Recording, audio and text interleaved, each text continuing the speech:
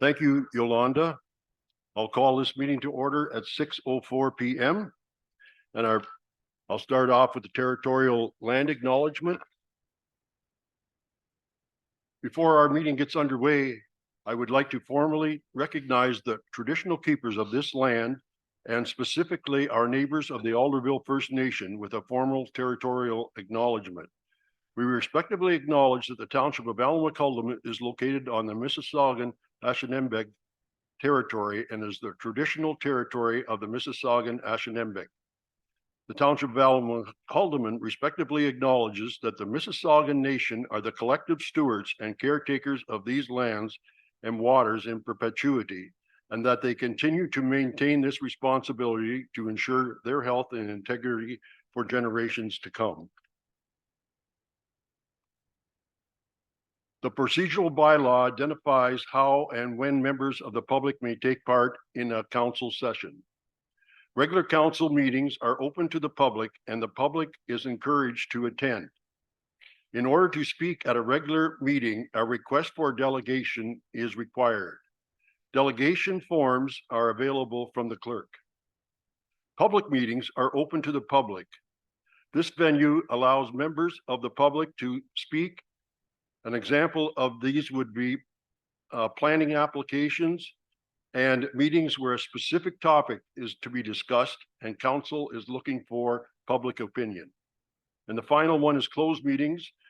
They are closed to the public and are allowed, under section 239(2) of the Municipal Act.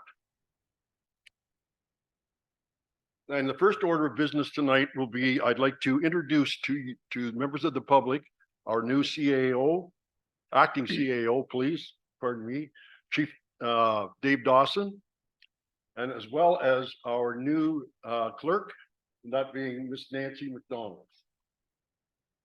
So thank you both for joining us.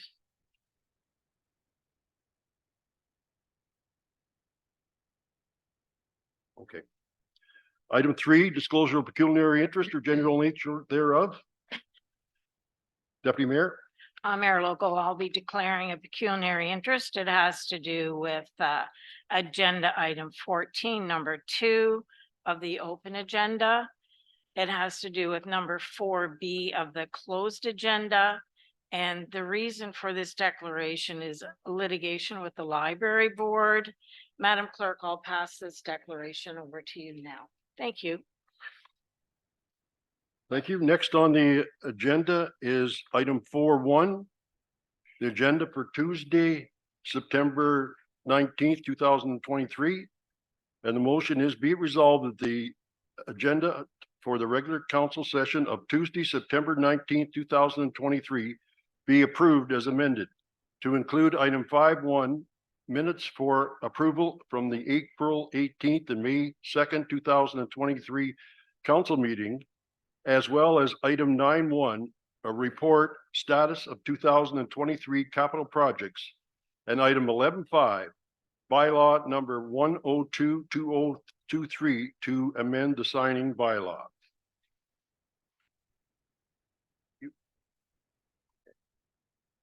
Can I get a mover and a seconder for the agenda? Moved by Councillor Booth, seconded by Councillor O'Neill. All in favor? Motion is carried.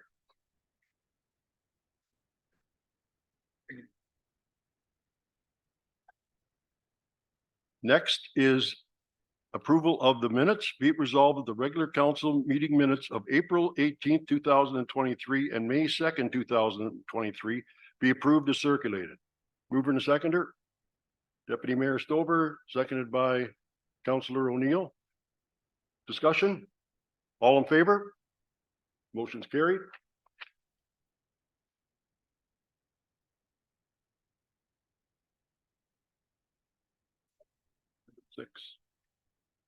Business arising from previous minutes.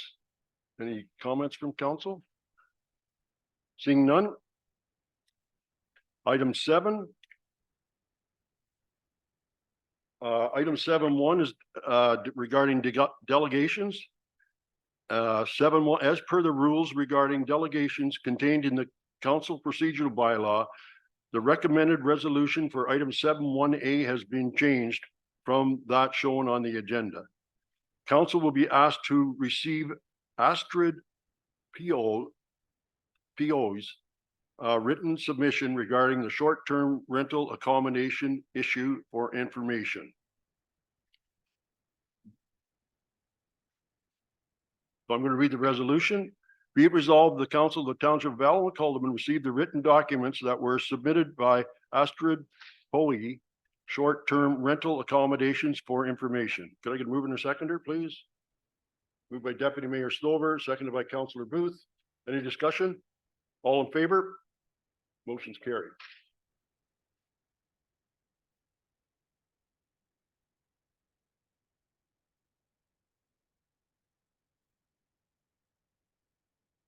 And we're going to move on to 7.2.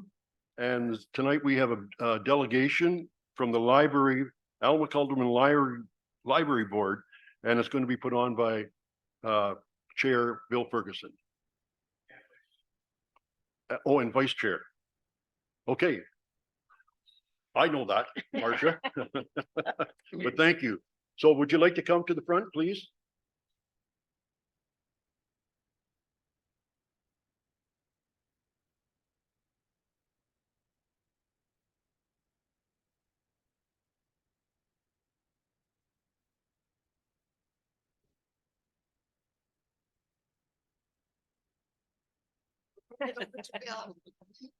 Well, you've done a good job on your part.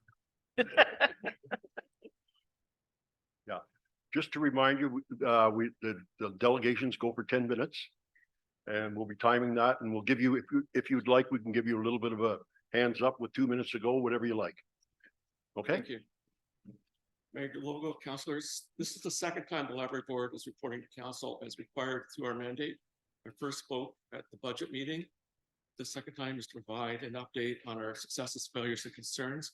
And we've provided you with a document outlining our successes and desires for our future. At our last meeting, we had a couple of things that came up that weren't on those documents, so I'd like to add those at this point in time. One is that we have some concerns about the safety of our library workers in an age where there seems to be more anger within the people who visit our libraries. We are looking at ways to mitigate this and protect our staff before something serious occurs. One possibility is to have a second person working nights who would provide more programming, thereby being a second person to provide support should a problem arise. We are also working towards an MOU that we're going to approach council with as well. A lot of library boards are heading this way, and it's simply to clarify where everyone would stand on certain issues of concern to both of us. We have some, and I'm sure that you have some as well.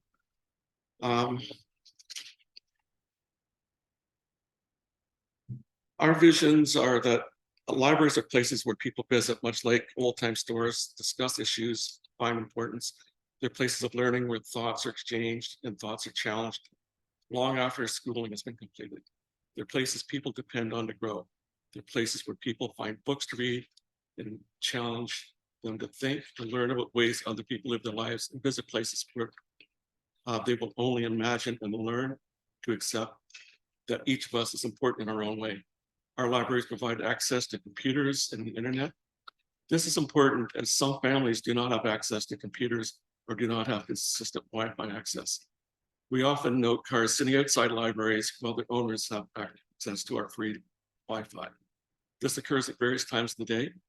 There are many community members who also use our libraries, much like social visits, a place to chat with someone, and it seems to be the highlight of their day.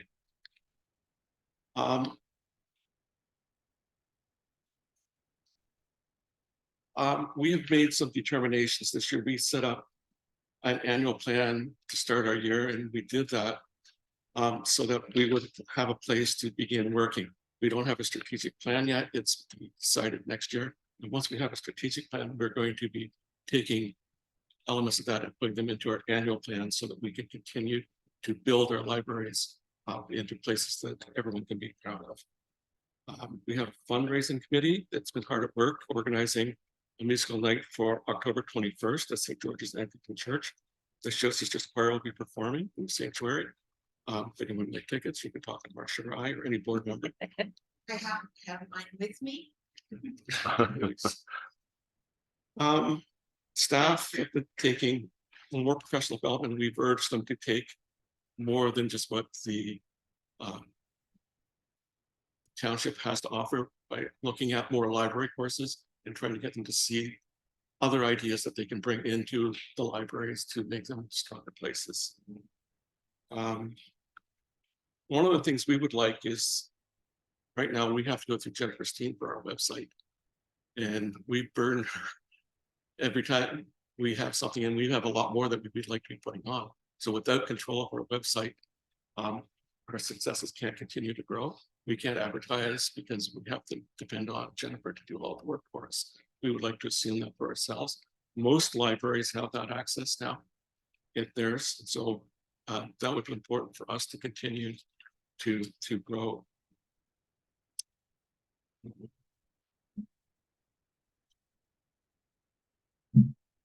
Our libraries have been in a state of flux for the last couple of years. Certain events have taken a toll on our focus, reducing the impacts of what could have been. But we're working diligently to see our libraries in a new light, provide more avenues for improvement, and making more efficiencies where we can. There's no doubt we're in a digital age. I don't know if you're aware, but ebooks, what we pay for ebooks as a library is 4 times what you would pay if you went to get one yourself online. That's because we share them with a wide number of users, so they have to recoup some costs for that. We're looking at a digital platform to help within our community as well. It's called Hoopla. It would be free to our members, to anyone who has library cards.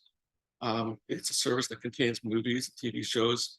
It also has ebooks and audio books, comics, magazines, and some courses and lectures as well.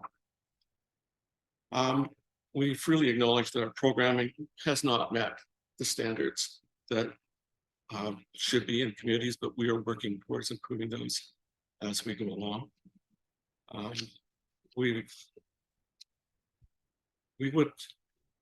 We are interested in the space in Alnwick, behind the library there. It used to be the old fire hall.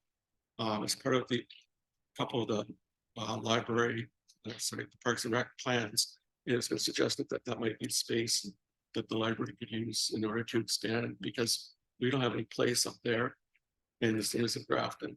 We don't have a place for doing programming. Our libraries are too small. We've got books and shelves.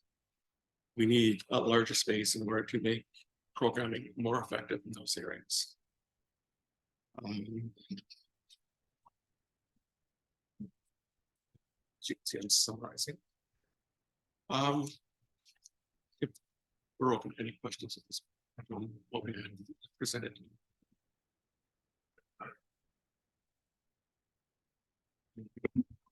Something else we should mention that's available right now is Libby, through which you can order audiobooks and books to read online. It's completely free to any library members. And people tell me that they order books and download them on their phone and use them while they're walking. And it makes the time go quickly. And we're trying to find ways to meet the needs of the community. Our community is growing quickly. We do have a plan to visit some of our new developing neighborhoods to introduce these new members of our communities to the things that are available in our libraries. Thank you. Bill, thank you very much. Marcia, I have my card here too, so we can exchange or whatever if you want. Any member of council have any questions or comments? Deputy Mayor? To your Mayor Logo, to Marcia and Bill, thank you so much for coming in. I was really happy that you have reinstated the Singing for Literacy concert series.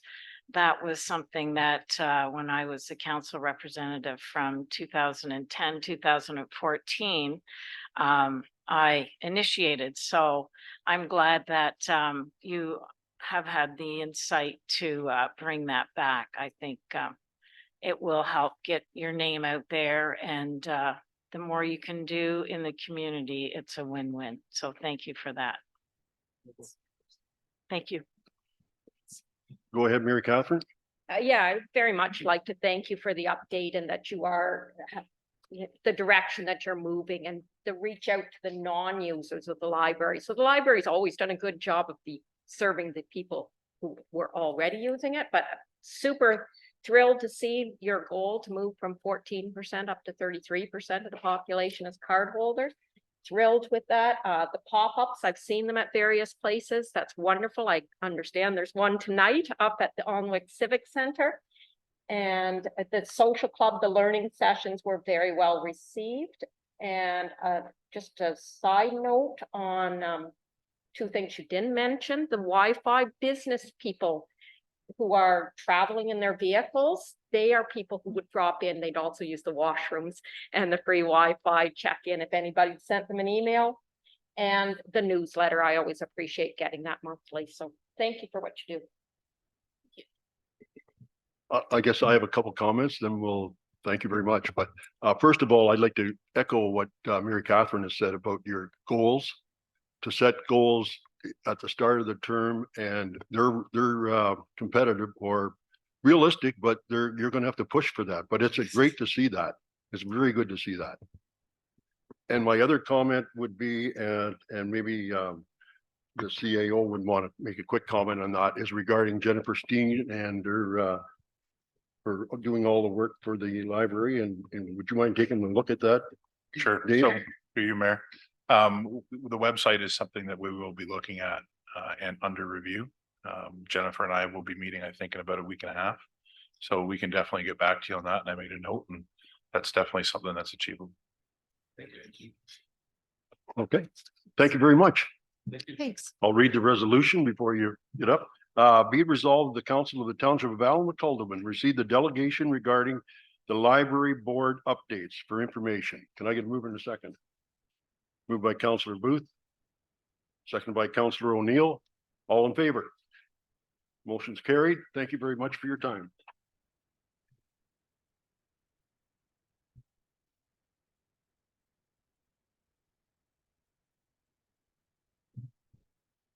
Next, we have a delegation number 7-3, and it's from Bruce Janinga and Janine Clausen Janinga regarding the Bird's Eye View Game Farm.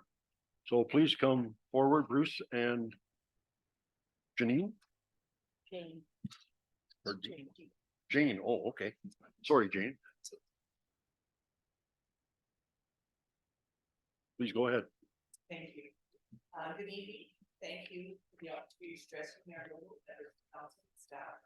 My name is Jane Clausen Janinga, and this is my husband Bruce. Together, we own and operate Bird's Eye View Game Park located in Alnwick Township, as well as Bird's Eye View Hunting Reserve in Crampton Township.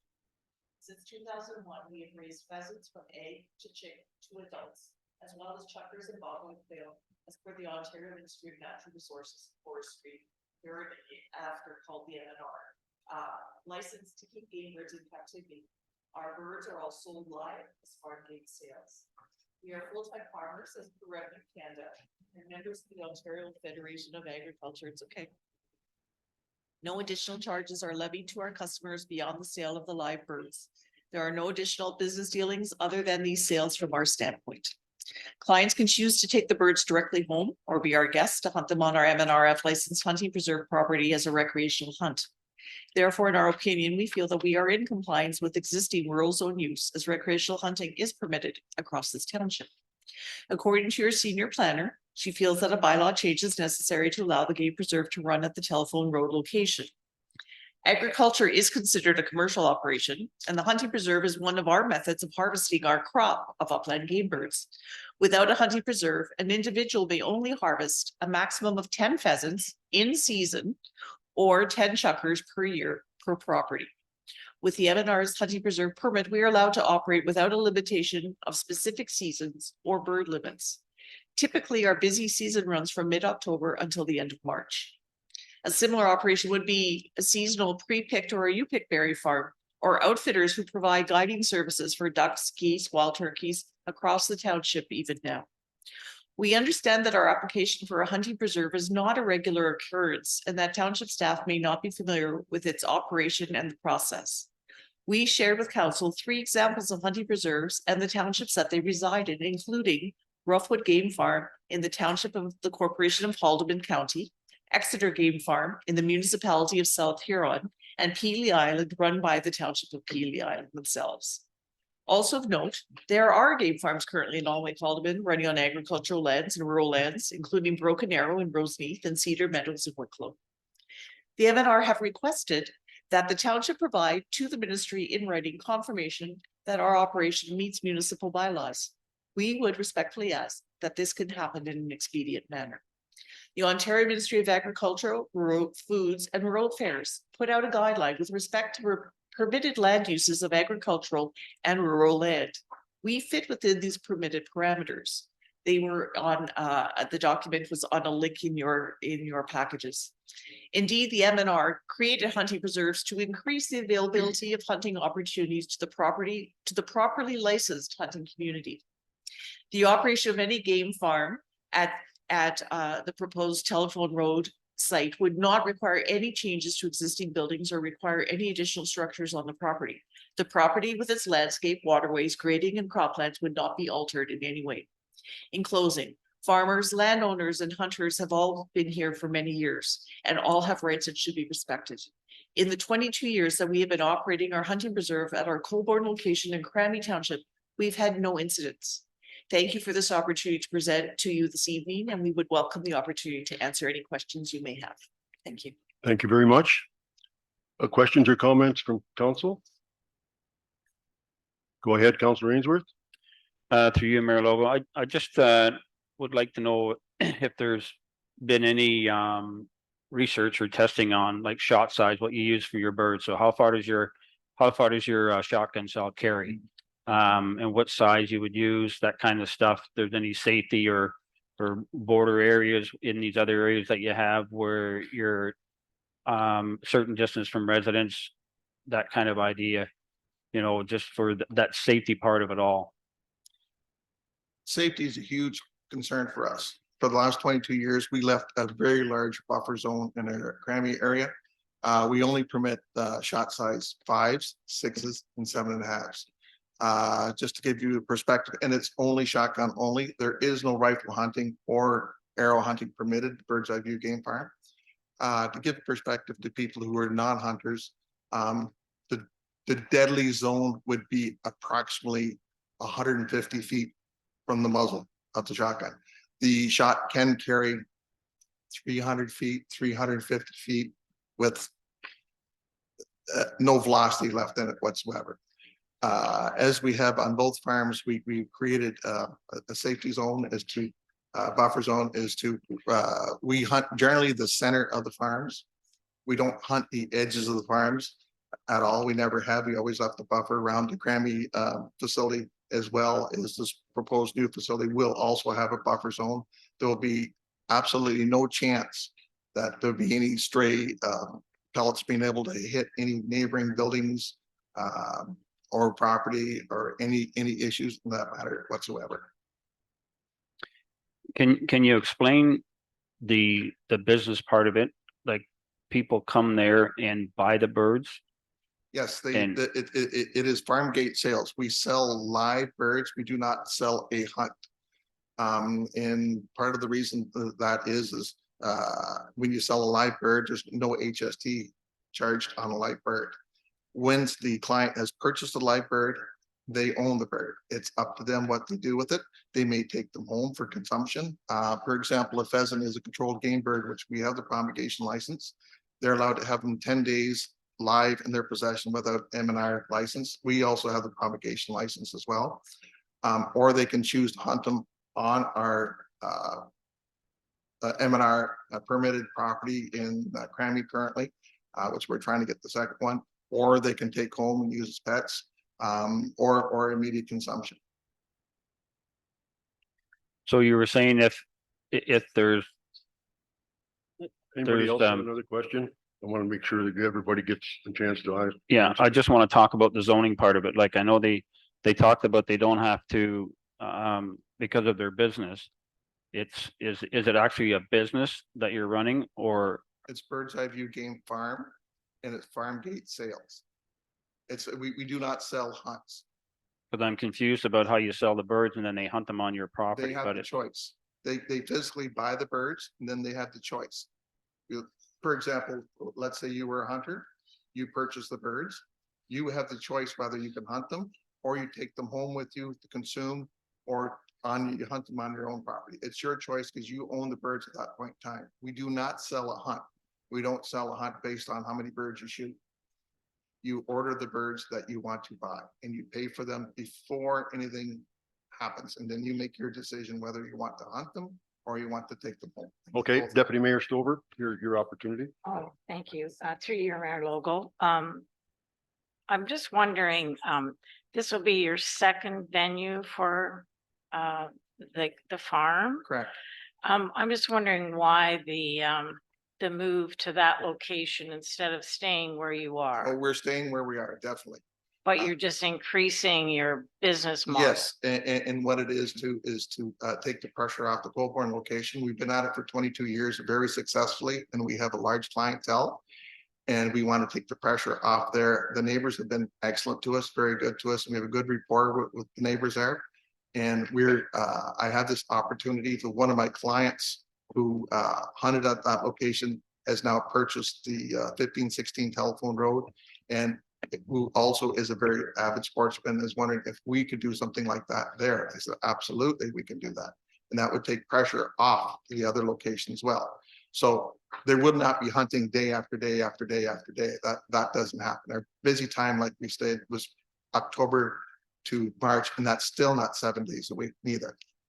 And we also, we respect all the bylaws. We don't start the noise bylaws. We do not hunt before 9 in the morning. We don't, we can hunt earlier, but we do not. So generally, there's not a shot fired before 9 in the morning to keep the neighbors happy. If I Go ahead, may, one Mayor Lobo, when you talk about the pressures, what do you mean by the relieving the pressures off the one location? What do you mean by that? The number of shots. Like the more and more hunters that I have there, we have 344 acres at the Grammy location. So I have 3 separate hunting areas. And I'm trying to take some of those hunters to the other location because it is about the same distance for us. So the neighbors there won't hear as many shots. I'm trying to be nice to the neighbors. Okay, it's not that you've, I guess that's fine. I'll take it as that. I was gonna say, when you say the pressures, I was just wondering what you mean Well, by the pressures. in 22 years, we get more and more clientele. And we can only handle so many clientele at once. And the safety is a huge factor for us. We won't hunt our clients too close together for safety reasons. We need the extra room so they can safely come and hunt if they so wish. Thank you. Go ahead, Greg. Through your worship to Bruce. Bruce, could you answer me a question when you said, so the person has an option, they can buy the bird or they can hunt the bird afterward. What's the ratio then that you currently have now? How many people actually come and buy a bird and walk away with it? Or how many people actually buy the bird and then hunt? I don't actually have that number. I don't keep track of that because that's immaterial to me. A sold bird is a sold bird. Yeah, it's what I have a lot of, I would say, is people would buy. I'm going to throw a number out there. Somebody bought 10 chuckers. They're training a dog. They would like to do What's a chucker is a partridge. chucker? Sorry, It- from the it- city, so I don't know what a chucker is. It's like a partridge.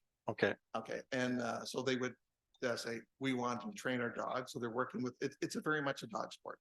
And people want to train their dogs, so they use 10 on the property and take 10 home with them because they're permitted by law to do 10 per year per property without a permit.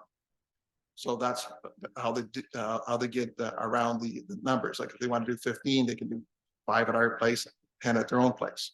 So no, we don't keep statistics on how many people take them home and how many people shoot there. Okay. Thank you. Any further questions? Comments?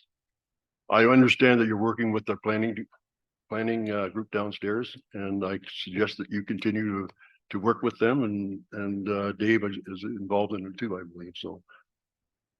Okay, thank you so much for coming. Thank you. I'll read the resolution. Be it resolved, the council of the township of Alma Calderman received a delegation regarding Bird's Eye View Game Farm from Bruce Janinga and Jane Clausen Janinga for information. Mover and seconder. Moved by Councillor O'Neill and seconded by Councillor Booth. Any further comments? All in favor? Motion is carried.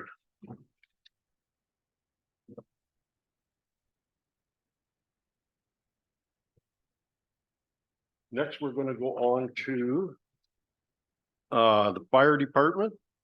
And this is regarding council wages paid to the fire department. Dave, you want to take us through this quick comment? Sure, I can, Mayor Logo.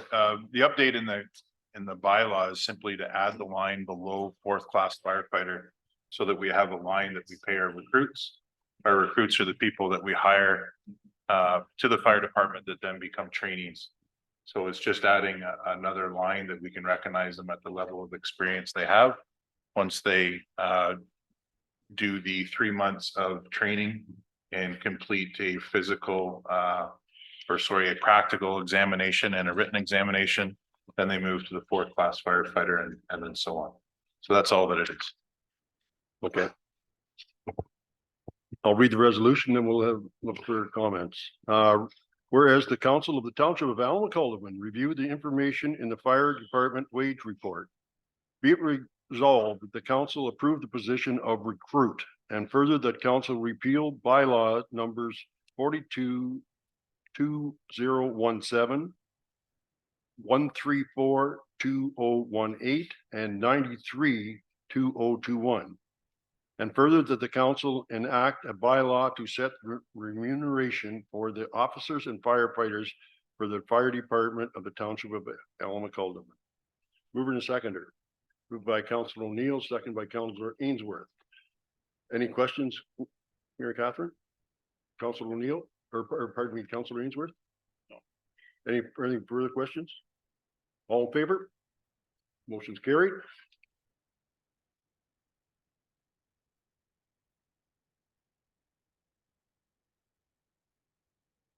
And the next one is again from the fire department, and the title for this one is a joint fire chief shared service agreement with Hamilton Township. Go ahead, Dave. Thank you, Mayor Logo. So this is a joint chief bylaw. It follows the same lines similarly to the planning department and the building department with Hamilton Township in the event of a vacancy or absenteeism within the position. But we also want to go one step further. This follows a document that was done by the Northumberland County Chiefs by a company by the name of Lumex Inc., the same company that we've hired to do our master fire plan and community risk assessment. This would give us permission to work together to identify some different efficiencies that we could have with respect to running both fire departments and trying to keep our costs down with respect to management as we move forward. It ensures that we have a chief officer available at all times to cover anybody that's away on holidays in the event of something significant. And or even our fires to ensure that they're being investigated properly, they're being handled properly, and that we're providing this education level to our township. We have also started an automatic aid agreement with Hamilton Township to give our residents faster service for emergency with respect to fire. And also it does cover medical. And the goal is to lower the amount of time it takes us to respond to our residents in some areas where our fire stations are further away and Hamilton stations are closer. So we don't have, there's no cost associated with this. We also have a further goal that we'd like to see shared services with our deputy chief of fire prevention doing inspections for Hamilton, while Hamilton's new deputy chief of training looking after training for our department. When you're identifying inspections and or training, it's the same thing on both sides. So this is a step forward with respect to the services that we provide. Thank you, Dave. I just have one kind of question or comment. I think you're doing this kind of informally for the last little while, and this is probably putting it to the paper. Yes, sir. We have been doing this informally, at least for the last year. We've been looking at just little pieces. When we've had to enact mutual aid, we've been able to send our firefighters and our officers to help cover and work together. We haven't stepped into the training aspect yet, except for at the county level. And that included all 7 fire departments that were doing a lot of their NFPA training here in Alden Coleman, of which the Alden Coleman Township benefited with the renting of their community centers for that purpose. So it's been a good step forward. Thank you. I'll read the resolution and we'll open it up for questions. Be it resolved, the council of the township of Allen Calderman adopt a bylaw to support our fire department's mission through the Fire Protection and Prevention Act and authorize and execute a joint fire chief shared service agreement with Hamilton Township. Mover and a seconder. Moved by Councillor Ainsworth, second by Deputy Mayor Stolberg. Any questions, Mike? Yeah, through you, Mayor Logo. I just, can you explain, like, it's liability is what I'm concerned about. Something happens to you over there, something happens to them here. I know mutual aid is different, but this shared program with chiefs, is there a liability issue that the townships would have? Through you, Mayor Logo, we would be enacting our requirements under the Fire Protection and Prevention Act. I always fumble on that. Rob's laughing in the back corner. So under the FPPA, your fire chiefs have the responsibility to ensure that that act is being followed at all times. And that's where our liability falls under. When we work on a joint services, obviously we're covering our own people here and they're covering their own people there. By you allowing us to be able to work together, my understanding is our liabilities will remain at home. Okay, thanks. Through ahead, your Mayor Logo Mayor. to Chief Dawson, just wanted to commend you on putting this document forward and putting it in layman's terms that I could understand it. And it's a win-win when we can call on our neighbors for help, and everything is already outlined there. So thank you. Any questions or comments from other side of the table? All in favor? Motion's carried.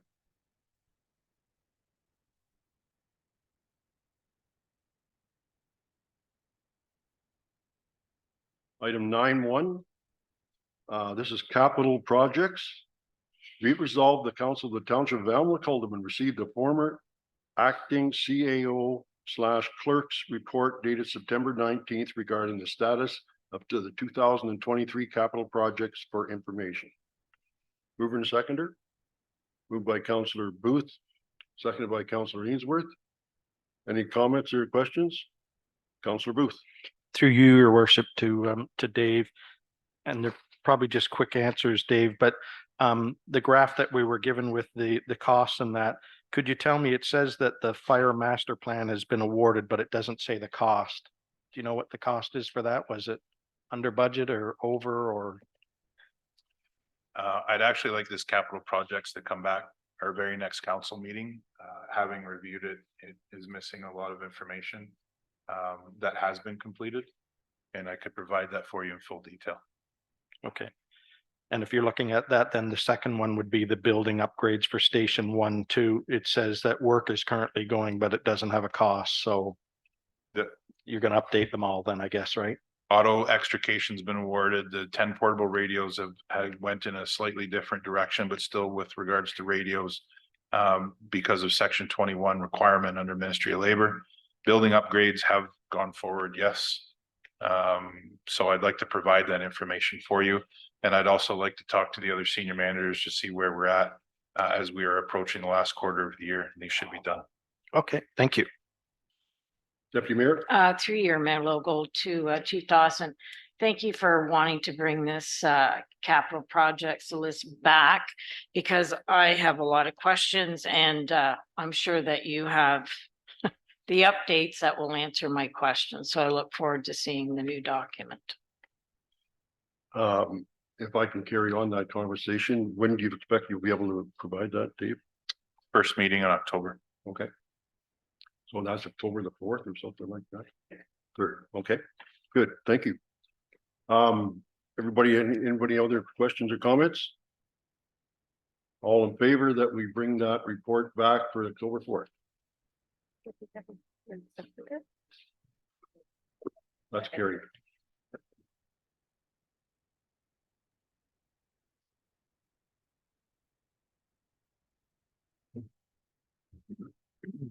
Okay. Our next item. Short, what I'm saying. Our next item is item 9.2. It's a presentation and draft bylaw regarding the short-term rental accommodations. This evening, council will consider the draft short-term rental accommodations STR bylaw. The bylaw will be finalized and enacted at the October 17th, 2023 council meeting. If council votes in favor of the recommended resolution, the public will have an opportunity to make written submissions on this revised draft bylaw before council finalizes it. Many people have made delegations to council regarding the STR issue. Thus, it is recommended that no further delegations be heard, but council will review all written comments that it receives if submitted by the deadline of October 6th. I now invite our acting CEO and Fire Chief Dave Dawson to make his presentation. Thank you.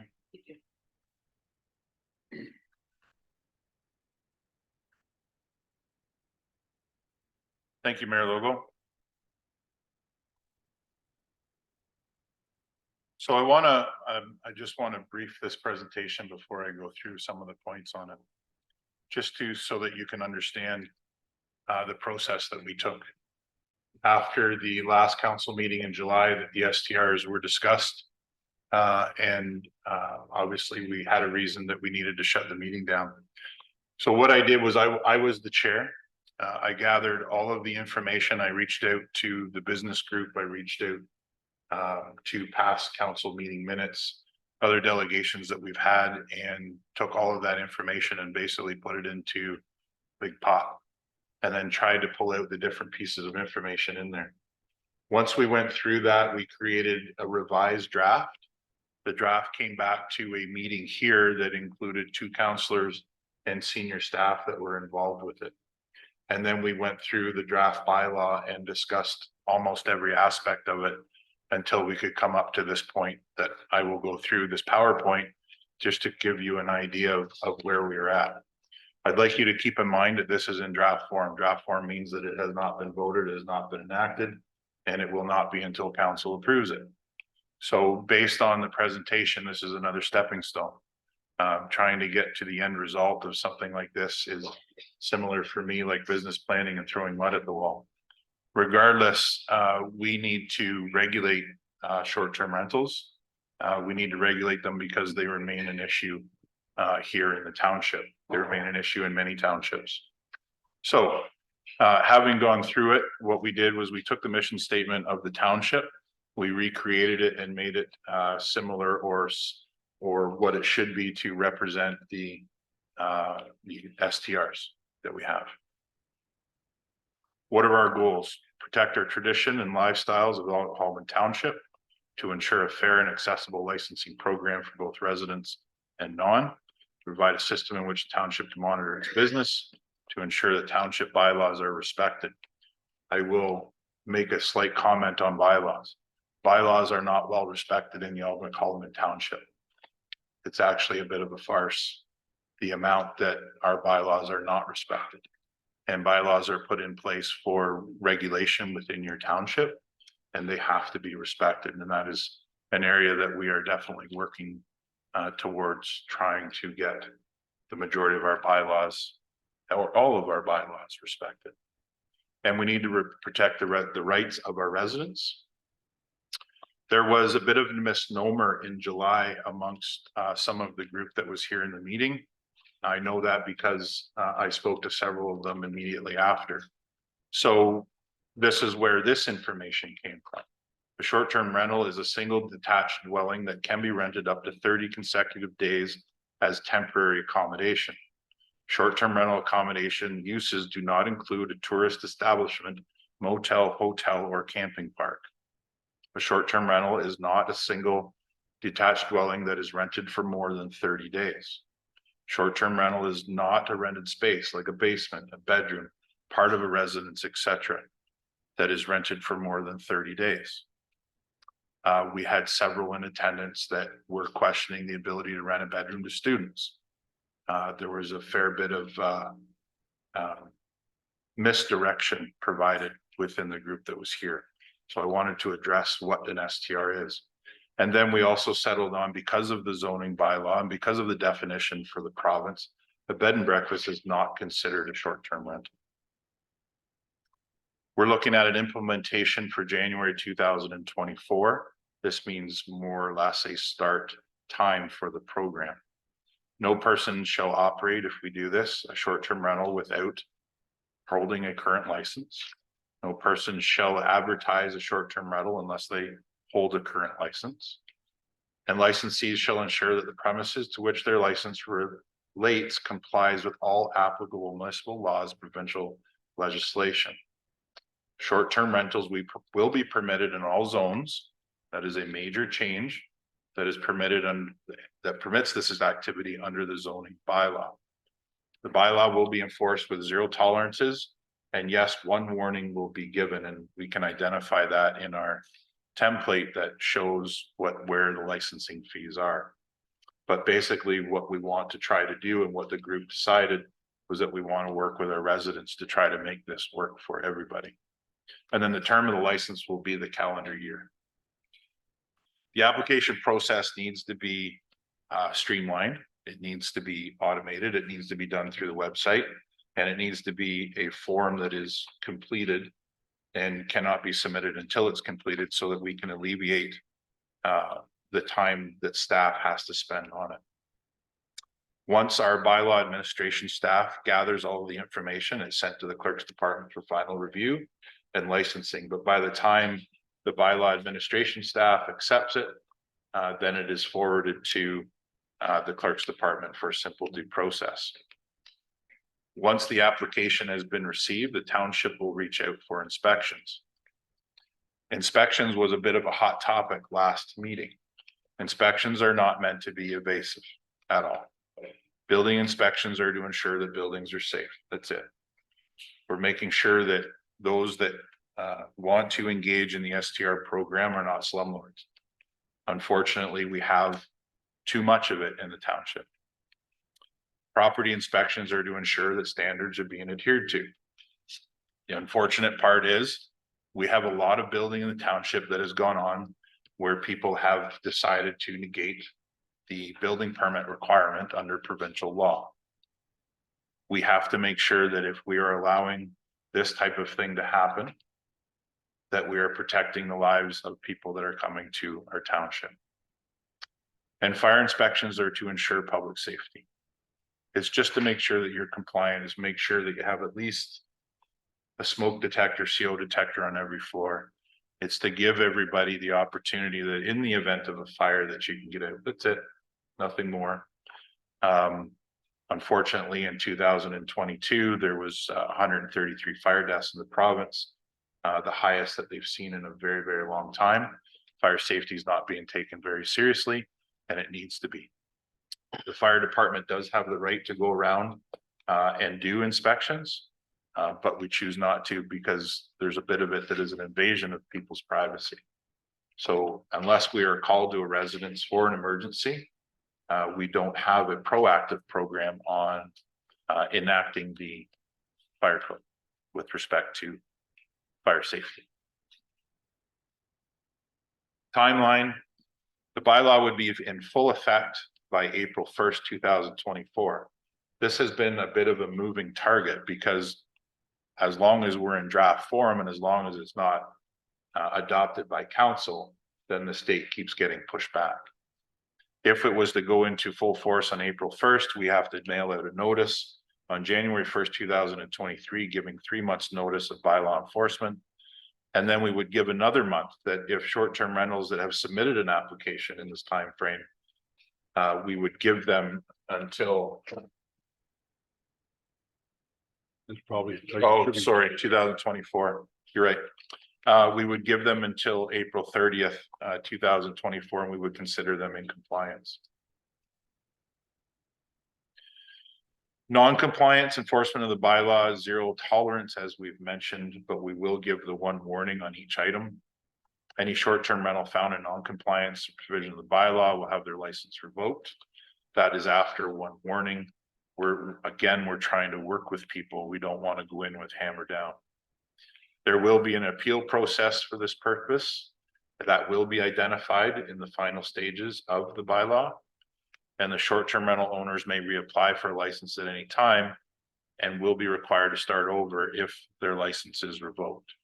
So just because we revoke a license because of continued problems doesn't mean that we're going to deny you from having an STR. It means that we start the process over and we have a significant and serious conversation that we really don't want party houses in the township that are in close vicinity to other residences. It's about protecting what exists. There are a lot of STRs, not just on the waterfronts. STRs exist in the Greenbelt. They're absolutely everywhere. Unfortunately, in the fire service, we have attended STRs of people who have known absolutely nothing about or claim to this entire process, and also have never attended a council meeting. We're trying to do something that, again, is hopefully fair for all, and we all have to buy into it.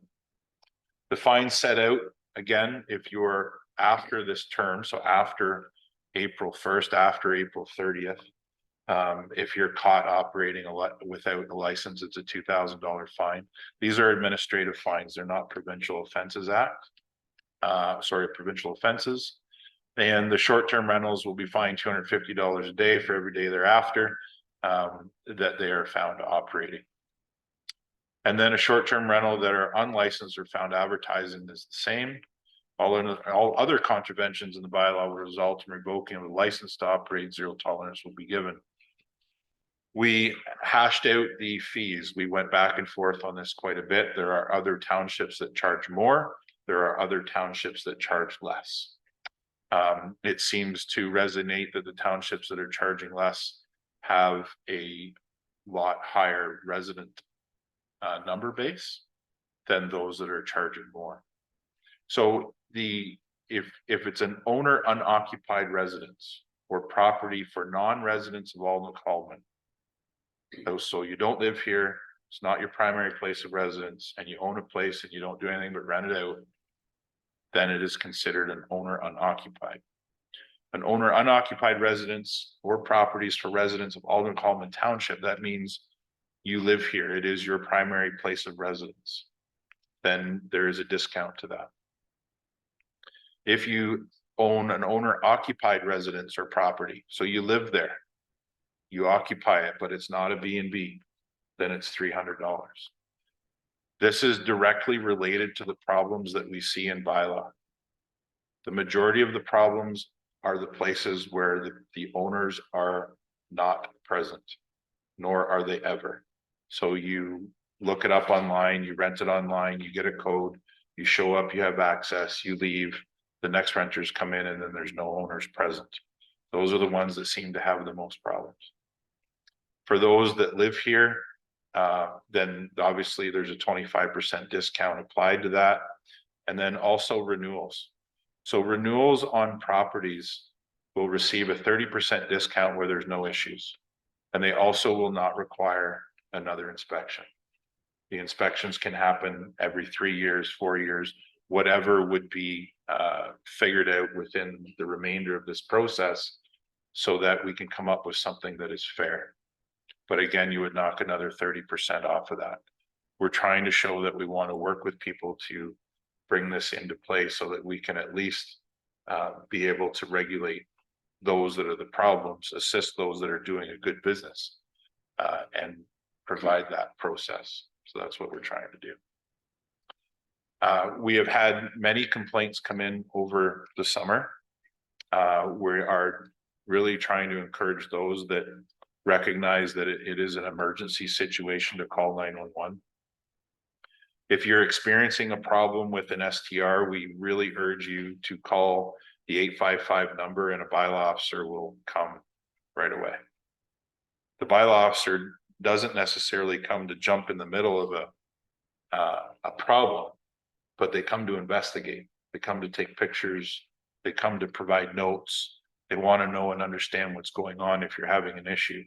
And if you're having an issue with an STR and you don't call the number, then you lose an opportunity to deal with the problem. The bylaw department now has, and very soon, we'll have somebody on call 24/7.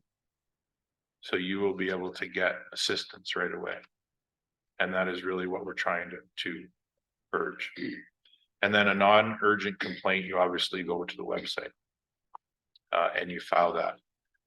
What we're trying to stop is the plurality of emails that come in by way of shotgun to many different people in the township. If it's a complaint, we want the complaint form filled out so that we can now track it for you. So when a complaint form is filled out, it is logged to the address that the complaint that it is for. A complete investigation is done with respect to it and an answer is provided. Sometimes the answer is not what you want to hear. Sometimes the answer is what we have entrenched in policy or procedures, bylaws, etc. But that is what the answer is. In the event that somebody is not satisfied with the answer, then you are invited and you're welcome to make a council delegation to then speak to council and ask for change. We have to make sure that our processes are followed, and that's what we're trying to do. That is it. Mayor Logan. Thank you. Good presentation, Dave. Okay, I'll read the resolution and then we'll open it up for questions and comments. Whereas the Township of Alma Alderman Council directed Deputy Mayor Stover, Councillor Ainsworth, and senior township staff to review the short-term rental STR accommodation bylaw number 89-2022 and make recommendations to council to revisit it. And whereas this group met on August 28th, 2023, reviewed bylaw number 89-22, 2022, and made recommendations for the revisions. And whereas the key revisions were presented to council at today's public meeting by acting CAO/Fire Chief Dave Dawson, and a copy of the draft bylaw was attached to the meeting agenda package. Therefore, be it resolved that council invite the public to submit their written comments to the township clerk no later than October 6, 2023 for council's consideration. And further, be it resolved that council consider the public's written comments at the October 17, 2023 council meeting. And further, be it resolved that council finalize and enact a new short-term rental accommodations bylaw at the October 17th, 2023 council meeting. And further, be it resolved that the council review and amend the fees and charge bylaw before February 1st, 2024 to include the relevant leasing license fees and fines. Do I get a mover and a seconder? Moved by Deputy Mayor Stover, second by Councillor Booth. Any questions, comments, Deputy Mayor? Through your memo to Chief Dawson, I think I would just like to bring your attention to the last page where the emergency calls are. And could you explain what a non-urgent complaint is? Because I think some people, and I did speak to a lady this past week, she didn't feel it was urgent enough. And then through discussions, I mentioned to her to use the urgent call. So I just wonder if you could clarify the two, what would a non-urgent complaint be? Sure, good question. Through you, Mayor Logo. An urgent call would be something that would be against the noise bylaw, as an example. It's 1 o'clock in the morning, the party's still going on, you're awake, you're not normally awake. That's an urgent matter because it's in contravention of the noise bylaw and we want to know about it.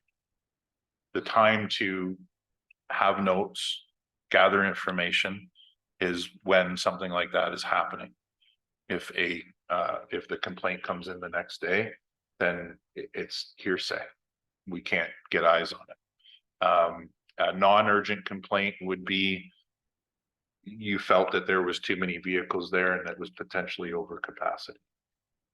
Something like that. Okay, thank you. One of the things that we do have to remember is that we all live in communities. And our business is our own property. There are things that go on properties that you may not like, but if there's no bylaw or there's no rule and regulation that says it's not supposed to be happening, then unless it's really bothering you, you probably shouldn't. I mean, illegal activity, there's not going to be a bylaw. However, that's something that you would report right away, or I hope that you would call 911. So an example, like somebody felt that the building should not be habited by any renters, subject to opinion, right? Unless it's half falling down. If it's half falling down and you're worried that somebody's in danger, then you're going to call the urgent number or potentially call 911. So it really is a judgment call, Councillor. Thank you. Councillor Booth, do you have a question? Just one through you, your worship, to Dave. Dave, it talks on page 12, renewals will receive a 30% discount if no warnings, fines.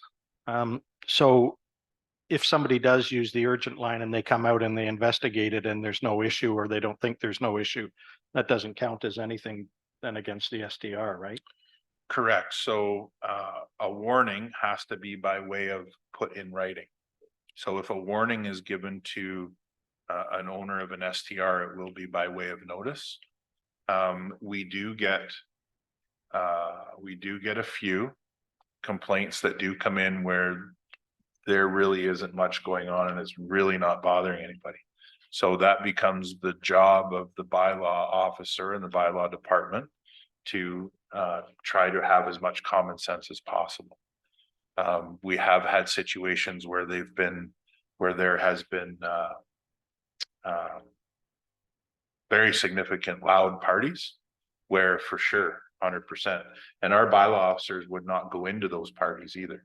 Our bylaw officers would merely go and attend. They would observe that it is an issue and they would call for police before they would enter. So we definitely have a run protocol to which we follow.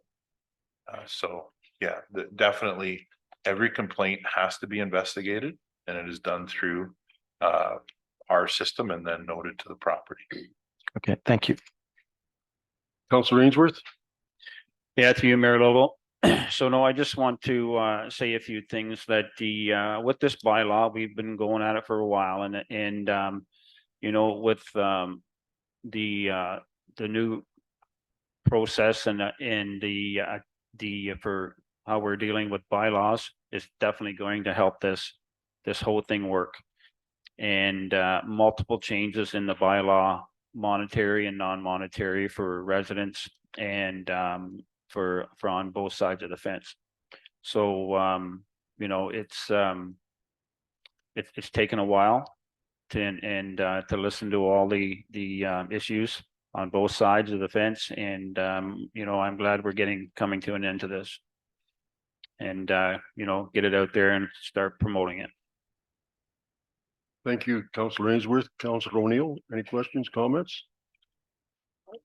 Well, I look forward to October the 19th when we have any submissions, 17th, pardon me, when we have any further submissions, and then moving along. Dave, thank you very much, as well as Mike and Joan, because I know you were involved in it as well. But I think what our goal right from the start was to get something that would work.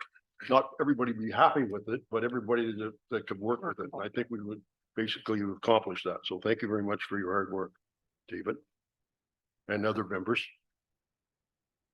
I'm going to call a vote. All in favor? Carried. Okay, we're going to move on to communications, I believe.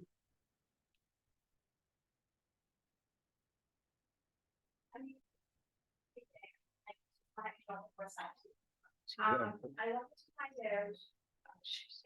No. You can't really speak. I can't really speak and I ask questions. No. This is not a public meeting. This is a meeting that you're attending. It's a regular meeting and it's not open for discussions. So is it going to be a meeting for Do we discuss it? Or is it the final thing that you just decided to have final? Yes, there is an opportunity in this particular subject to submit written comments Okay, before October 6th. okay, Thank you. I will do that. Thank you. I will do that. Hey, 10. We're gonna move on to communications, and the first one is 10-1. And this one deals with communications establishing guaranteeing livable income. Whereas the council of the township of Allen McCullough reviewed the resolution supported by the town of Grimsby, reestablishing a guaranteed living income. Therefore, be it resolved that council directs staff to review the current salary grid for township jobs and make recommendations during the 2024 budget process as to how an Eastern Ontario living wage could be established for any jobs that are below the living wage hourly salaries and the financial impact that would result. And further be resolved, the council direct staff to circulate the resolution to MPP David Pacini, MP Phil Lawrence, the Association of Municipalities of Ontario, and all municipalities in Ontario. Mover and seconder. Moved by Councillor O'Neill, seconded by Councillor Booth. Discussion, Councillor O'Neill. I'm not sure if this is the time. I know that we've already had some discussion about our hourly wage for our part-time workers needing or having a goal of it complying with the living wage. So I know we've had some discussion of that, whether or not we need to formalize that beyond that, or whether we're just gonna see that come forward anyway. I'm not sure. I think staff, that's what you're asking staff to do. So, Yes, go ahead, Dave. Mayor Logo, I've already met with Aaron with that. And because one line item on the pay grid affects another, and it can be a compounding effect, that I've asked Aaron to go a step further and do a complete review so that we can bring council back the information. Councillor Booth, any No comment. deputy mayor? No, I think that's a Councillor good Ainsworth? move. All in favor? Motion is carried. And next one we have is communications from the AMO watch file. Be it resolved, the council received the two communications from the Association of Municipalities of Ontario, AMO, for information. Moving to seconder. Deputy Mayor Stover, seconded by Councillor O'Neill. Any discussion? All in favor? Motion's carried.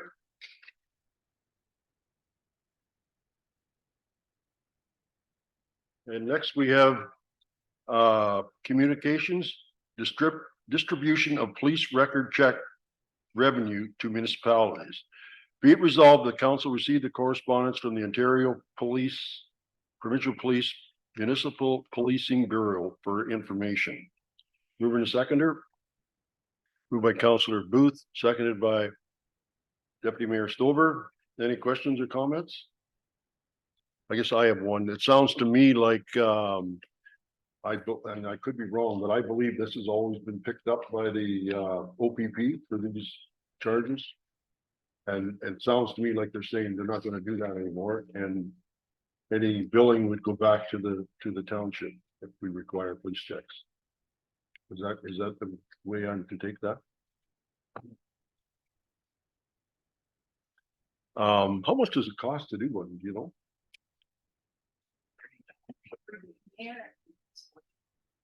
Go ahead, Deputy. Mayor Lobo, I'm just wondering, is this something that we can send back to them and ask that, they look at this and that we think they should be covering volunteer, police checks? That's, I know, the Cobourg Police Service, they do, the police checks for free for volunteers. And, I don't know if the OPP price would be different than the Coburg price, like, are we able to shop around if that's not an option? Because I think we need to look at this. Go ahead. Through your mayor, so. You're, Nancy, you are correct with respect to employment. The volunteer price used to be $20. It used to be before that free. You do not have to go to the police department anymore to get your vulnerable sector Goes check. online.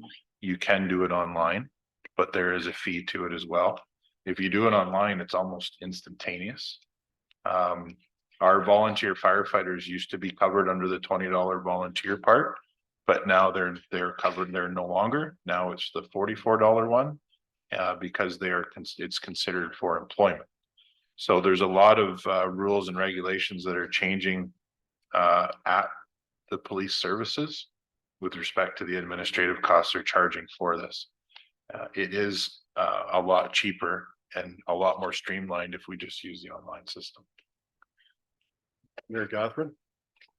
I believe what we have in front of us is information that their revenue stream, that they used to get money from doing the police checks, and now because they're moving to the online, the OPP are no longer going to be receiving revenue from police checks, which I think is just going to impact their budget. And I think it's just information telling us that their revenue from doing police checks is going down. I don't think it impacts the cost to us in any way. You could be right, but I have a different interpretation than you, and I think we should clear it up. So if we could have staff take a look at that and report back to council. If I may, Mayor Lobo, this came forward not that long ago in a council meeting where they did say that the volunteer checks were not going to be charged. And I believe Pat Kemp had that report, and maybe it would have been in June. Well, I don't think this is what this is saying. But if that's different than what. I think you we know, should get it cleared. Yeah, So can I get a mover and a seconder to send it back to staff for clarification? Moved by Deputy Mayor Stover and second by Councillor Ainsworth. All in favor? Motion's carried.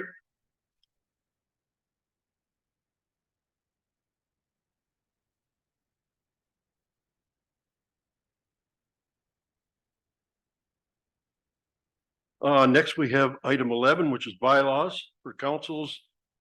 And for the public's information, the bylaws for item 11.2 and 11.3 were pre-printed to reflect minor administration edits.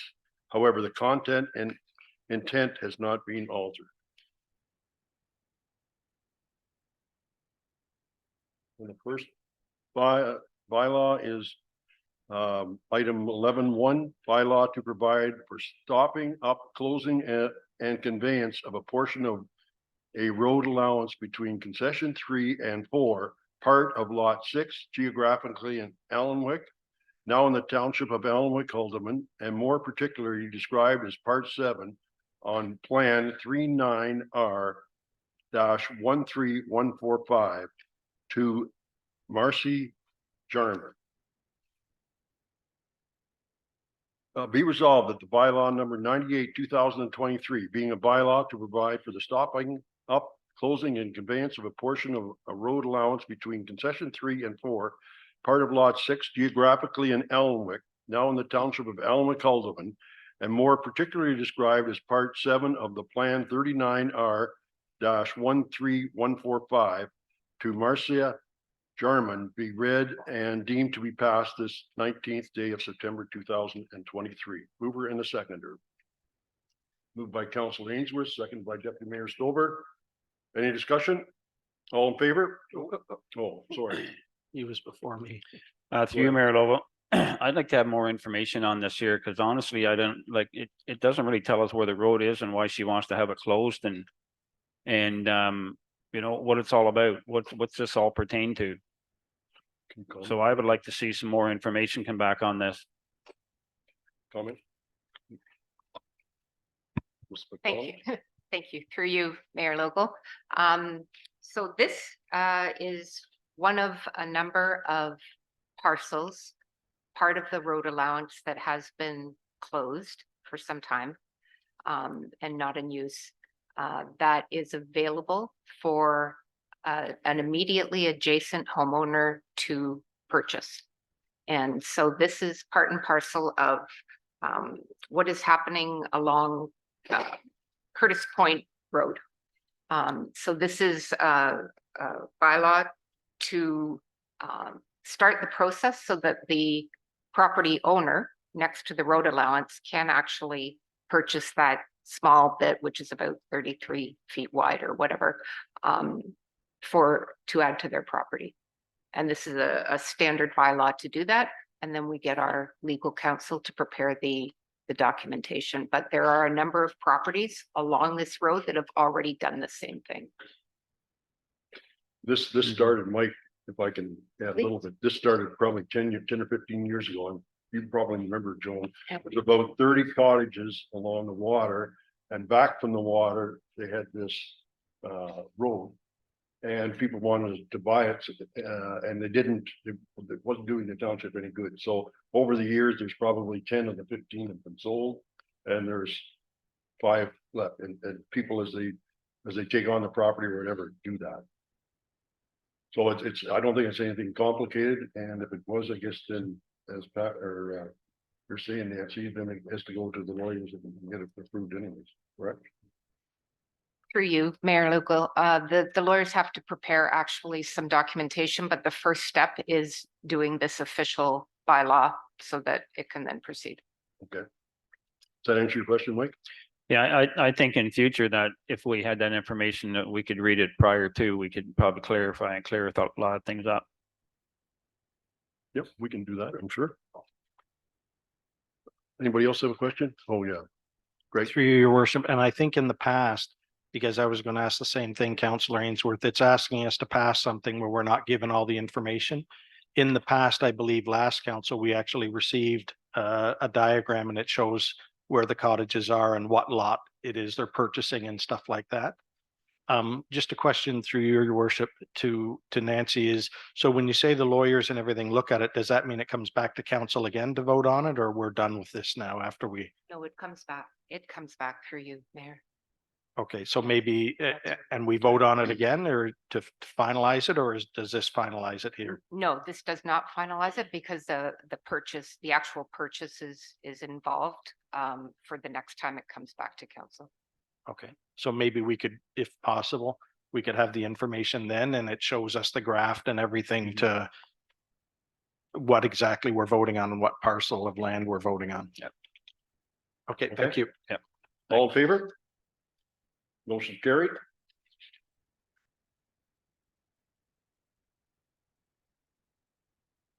Thank you.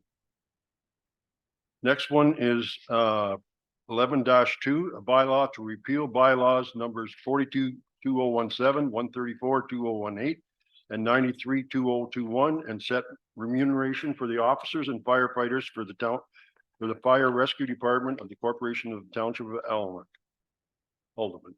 Be it resolved that bylaw number 99-2023, being a bylaw to repeal bylaws numbers 42-2017, 134-2018, and 93-2021, and set remuneration for the officers and firefighters for the Fire Rescue Department of the Corporation of the Township of Haldimand be read and deemed to be passed this 19th day of September 2023.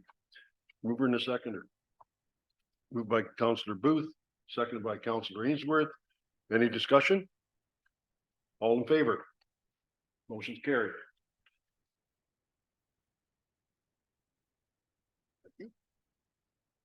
Next is resolution or number 11-1-3. Agenda item titled is a bylaw to authorize the signing and execution of an agreement between the Corporation of the Township of Allamaquo and the Corporation of the Township of Hamilton for joint fire chief shared services. Be resolved that bylaw number 100-2023, being a bylaw to authorize the signing and execution of an agreement between the Corporation of the Township of Allamaquo and the Corporation of the Township of Hamilton for joint fire chief shared services, be read and deemed to be passed this 19th day of September 2023. Mover and a seconder. Moved by Councillor O'Neill, second by Deputy Mayor Stover. Discussion? All in favor? Motion's carried.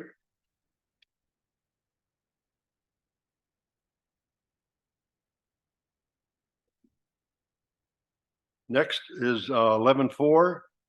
A bylaw to repeal bylaw number 95-2023 and being a bylaw to authorize the signing and execution of an encroachment agreement between the corporation of the township of Alma-Calderman and Douglas Ross Gillespie for a well located on a portion of a road allowance in the township of Alma-Calderman.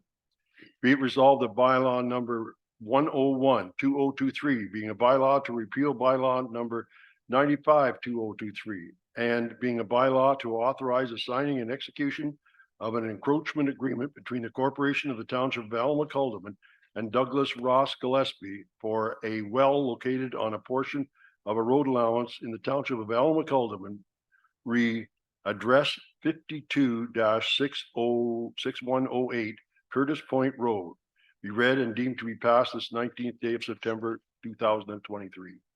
Mover and a seconder. Moved by Deputy Mayor Silver, seconded by Councilor Ainsworth. Any discussion? This is through your Mayor Logo. This is what I was thinking. This hadn't come, I think it came forward or something the last little while, and I knew it had to do with a well on a road allowance. So Yep. this is just kind of cleaning it up again. Yep. This is approving it with the bylaw. Mhm. All in favor? Carried.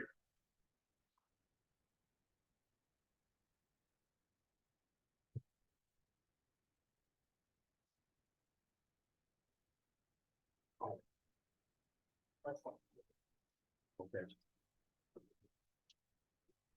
This is number 11-5, a bylaw to amend bylaw number 81-2008, being a bylaw to regulate the construction and erection of signs within the municipal boundaries of the corporation of the township of Alma-Calderman. Be resolved that bylaw number 102-2023 being a bylaw to amend bylaw number 81-208, being a bylaw to regulate the construction and erection of signs within the municipal boundaries of the corporation of the township of Alma-Calderman be read and deemed to be passed this 19th day of September 2023. And just for your information, I know we discussed this, I believe it was at the last meeting. And staff has provided a report. I don't know if you had a chance to look at it or not. It come through there at the start of the meeting. So if you have any questions, I guess I'll get a mover in a second first. Moved by Councillor Booth, second by Deputy Mayor Stover. Go ahead, Councillor Booth. Through you, your worship, to the CAO or maybe to Nancy. I understand why we wanted the sign bylaw changed is because groups were not allowed to put signs up on township property, whether we gave them permission or not, it said in there, but this doesn't really give us what we want. This is saying that now any group can put a sign on there, and it's not saying that they have to get permission from anybody, and I'm a little concerned. What I'd like to see is that, for example, let's use the Roseneath Fair. If they want to put a sign up on township property up there, no problem, but there should be some regulation that they have to come to somebody in the town, whether it's staff or comes to council, to say, what size is the sign, what's it going to say, and when does your 60 days start? And I don't see any of that here. It just says they can go ahead and they can do it. So I'm wondering if we can, unless I'm reading it wrong, I don't know.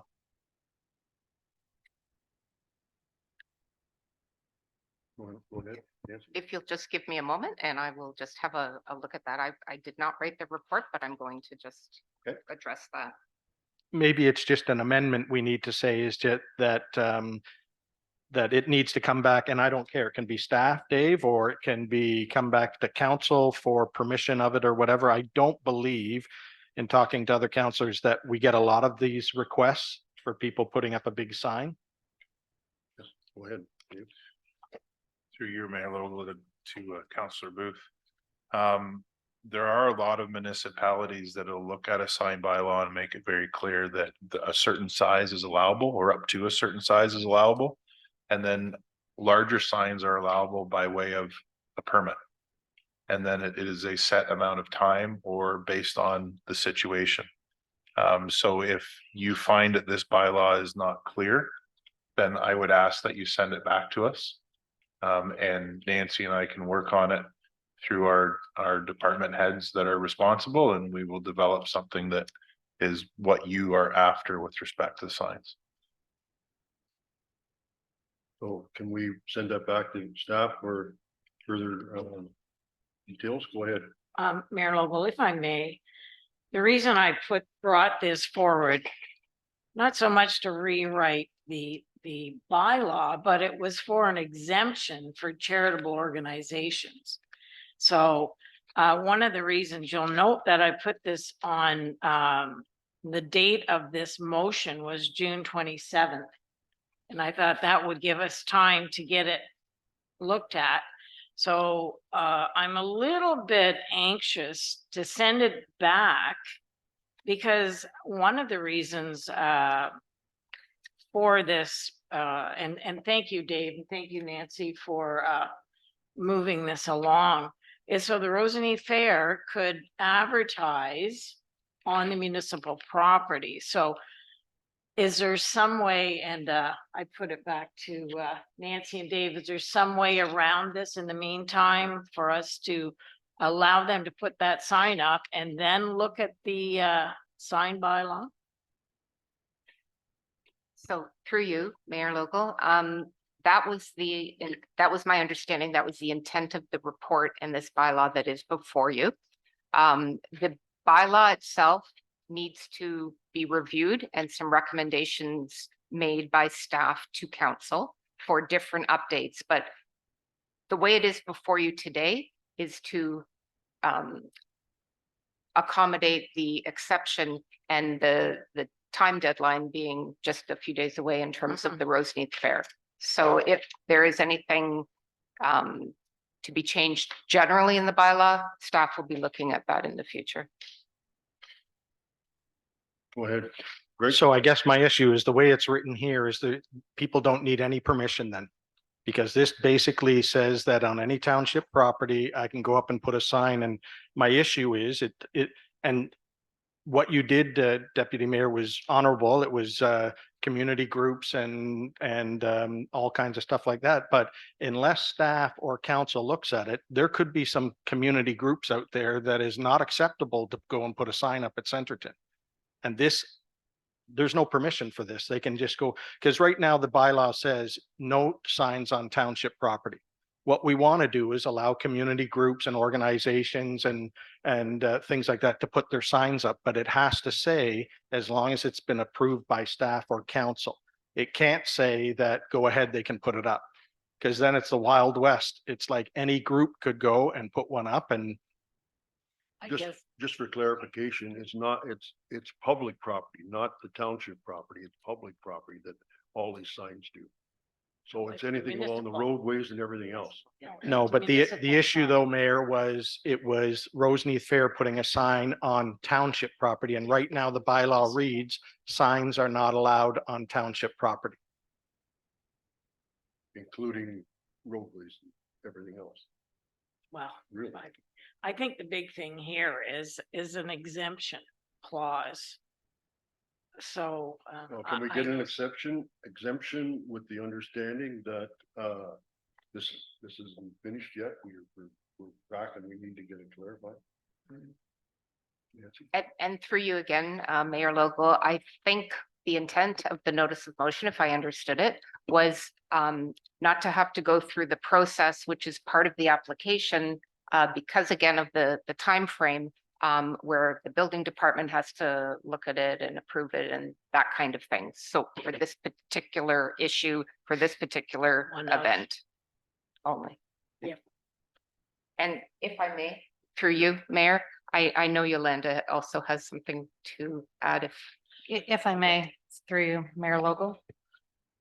So section 3.1 of the bylaw does state that there is permission that is required as through a permit, a sign permit. So no person shall erect or display or use any sign or relocate or alter an existing sign unless such person has obtained a permit to do so from the township of Elmwood. So they still would have to complete an application form in order for them to be permitted to put a sign up. And again, through you, Mayor, so that would be the exception that you're looking for, and depending how council wants to alter the resolution, then Go ahead, Greg. You're correct, Yolanda, in what you're saying, and that is signs that are 4 metered square. What's before us says the following signs shall be permitted in all zones and no permit shall be required for any of the signs not greater than 3 square meters. So if I'm a smart guy, my sign's going to be less than 3 square meters and I don't have to fill out a permit or anything. I can put anything I want on township property. That's my concern. I see what we want, what the end result is what we want, but this is not giving us the end result. This basically is saying if your sign's less than 3 square meters, I can go and put a sign up on the on township property and I don't require a permit or anything. I don't like that.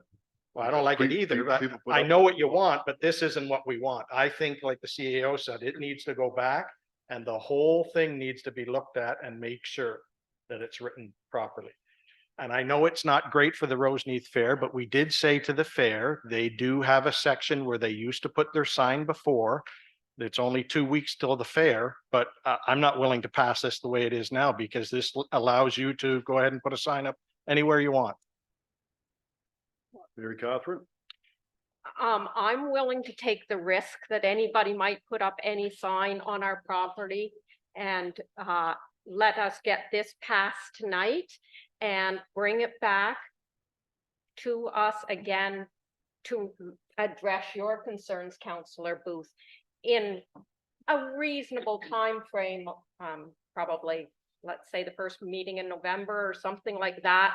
But in that meantime, we could just let the Wild West reign for that 6 weeks. I actually don't think there's going to be 100 people rushing out to put up dangerous signs, but anyway. No, but in a rebuttal to what you're saying is you're just going to do that and just let it go because the Roseneath Fair wants a sign up in the next 2 weeks, which I'm not willing, I won't vote for that. I'm sorry. It's either you do the bylaw properly or don't do it at all. This is, excuse my language, half-assed way that we're doing it. Through your Mayor Logo to Nancy, what was the wording that could get us out of this frying pan? I mean, there's no signs that are an issue, but could we, because of the delay in having it brought forth, it's not the Roseneath Fair or it's not anybody's societies. There has been a delay getting it here, so I don't really want them to be subjected to punishment and not be allowed the sign because of the delay in having it brought forth. So I just ask for your. Go ahead, Dave. Can we just allow them to put the sign up for this year? We're only another week away. It breaks the bylaw. Current bylaw states, and that was brought up at last council, that signs cannot go on township property. I feel for what you're saying, Deputy Mayor, and we as the township screwed up. It was brought up in June. We had plenty of time, but this is not the way to do it. Mary Catherine? And according to the rules, it's not allowed.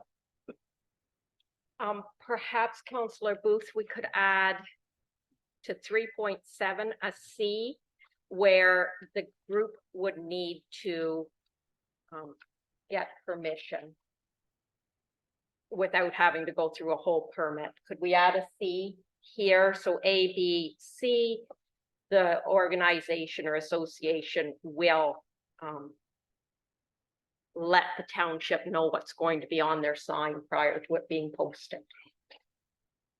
Which to me is kind of foolish, because if you look at it, the very first sentence says, the following signs shall be permitted in all zones and no permits shall be required. It's And not, now at the end of it, you're going to say, guess what? You will do a permit. anyway, okay. I suggest a vote, or unless you have another suggestion. Okay, Did you have another Deputy Mayor, suggestion? you have another comment? the only other comment, I'm sorry I can't offer some very specific way to address what your intent of the notice of motion was, Deputy Mayor, and also to address the concerns about the bylaw. I don't want to, it was a late report that was coming and unfortunately the writer can't respond. So I'm sorry, I can't really comment any Okay. further. We've got a motion on the floor that's been moved by Councillor Booth. We're going to take a vote as you requested. Well, may I just add one more thing? I guess what I'm looking for is a special exemption. Would that get us through this? Councillor Booth. What's are a you special willing- exemption? For the Roseneath Fair, it would be specific to the Roseneath Fair to have their sign on the premises for 30 days For this particular event. event? Go ahead, Nancy. Through you, Mayor, so without addressing the bylaw and just having an exemption that is aside from the bylaw, is that what you're Yes. looking for? Are you willing to amend your motion? Well, she's not asking for amendment. What she's asking for, she wants some kind of different motion that's going to go against the current bylaw, Okay. which then will bring up a point of order that if we have bylaws, and our CAO just spoke eloquently a little while ago saying we have bylaws and we have to follow them. And here we go as council saying, guess what? Special exemption for you because it's a rush job that the bylaw doesn't apply to you. I don't buy it. Sorry. Okay, so we have a motion. I'm going to read the motion again. It was moved by Councillor Booth and seconded by Deputy Mayor Stover. Be resolved that the bylaw number 102, 2023 being a bylaw to amend a bylaw number 81, 2008 being a bylaw to regulate the construction and erection of signs within the municipality boundaries of the corporation of the township of Alderman be read and deemed to be passed this 19th day of September 2023. Moved by Councillor Booth, seconded by Deputy Mayor Stover. Do you have a final comment? Just a recorded vote, please. Could I ask for clarification here? To your mayor logo. So if the vote is doesn't go the way I would like it to go, does that finish it, or do I have a chance to put another motion on the floor to allow an exemption? Through you, Mayor, you certainly have the ability to move a motion after this vote is taken care of and done. Thank you. Okay, everybody ready? It's a recorded Recorded vote. So And, somebody has to lead us through that. and just so I'm clear, this is to allow the exemption? No. To change the bylaw as it currently is. So that wouldn't cover it. Yes, it would cover it. It would? I will read the motion. Did you say it would cover the exemption? It would allow it, 3.7 would allow it. Being it resolved that bylaw number 102, 2023, being a bylaw to amend bylaw number 81, 2008, being a bylaw to regulate the construction and erection of signs within the municipal boundaries of the corporation of the township of Allen McCullum and be read and deemed to be passed this 19th day of September 2023. And through you, Mayor, I'll do a recorded vote then. So to the mover, Councillor Booth, No. and to the seconder, Deputy Mayor Stover, Yes. and Councillor Ainsworth, No. and Councillor O'Neill, Yes. and Mayor Logal. Yes, Okay, so that carries with 3-2 being the vote. thank you.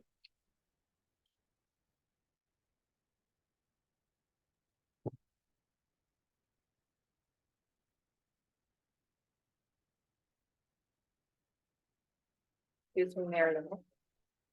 Oh, make one. Councillor O'Neill. Councilor O'Neill. Through you, Mayor Logal, do we need to have a motion now to bring this bylaw back under a full review? I would take that motion.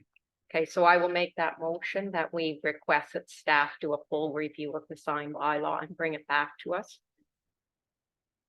Second. Second by Deputy Mayor Stover. Any further discussion? You need a date by the end of October, a month from today, or the next? That would be a little quick That would be too quick. Okay, for a full review. okay. November? The end of November, then? I will make my motion for the end of November. All in favor? Carried. Okay, number 12.1, notice of motion, Mayor Logals, Rose Neath Revitalization Committee. Be it resolved that the council directs staff to advertise for volunteer members of the public to serve on the Rose Neath Revitalization Committee, and further the staff will report back to council with further information and recommendations. Mover and seconder. Deputy Mayor Stover, seconded by Councillor Ainsworth. Discussions? Councillor O'Neill. I would like to see this sent to the Recreation, Culture and Community Development Committee, as this fits in with some of the discussions that are already happening. As you all know, the committees for each, like these small committees, were disbanded last term of council. And we're working with, would it make more sense for these to be subcommittees or just working groups or those kinds of things? So those discussions are already happening. And I think this group would then fit into the same as the other one. But if we allow this one, and we do need a counselor to be on this, and then all of these others are going to say, well, if Rose Neath Revitalization can have a group, why can't Vernonville have a group, and why can't, I don't know, everybody, Centerton? Or as what I think is happening, my sense, and Councillor Ainsworth can correct me if I'm wrong, but my sense is on the committee, we're looking at this as being either subcommittees or working groups to make it easier to move forward. And obviously the discussion would have to deal with some of the financial implications of that, because this group does have some money that they have in a reserve, and I'm sure that they're speaking to you because they've got some good ideas what to do with that money. So there are some outstanding things, but I would recommend we send this to the committee for their meeting next Monday.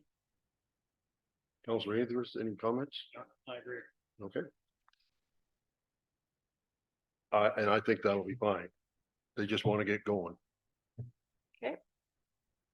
So do we need, so your motion, we'll have to adjust that a little bit.